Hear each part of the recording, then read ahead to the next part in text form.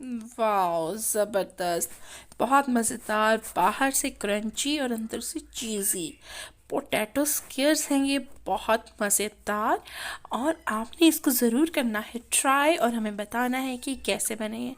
इनकी full recipe जो है वो हमारे चैनल पर मौजूद है, आप वहाँ पर जाएं और रेसिपी को एज इट इज़ फॉलो करें और इसे इंजॉय करें इन सर्दियों में चाय के साथ, गर्मा गर्म चाय के साथ। ये चीज़ी पोटैटो स्क्वेयर्स जो हैं बहुत ही मज़ेदार लगते हैं।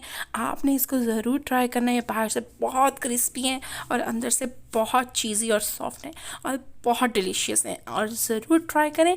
चैनल का नाम तो याद रहेगा ना, कुक एंड प्रेजेंट।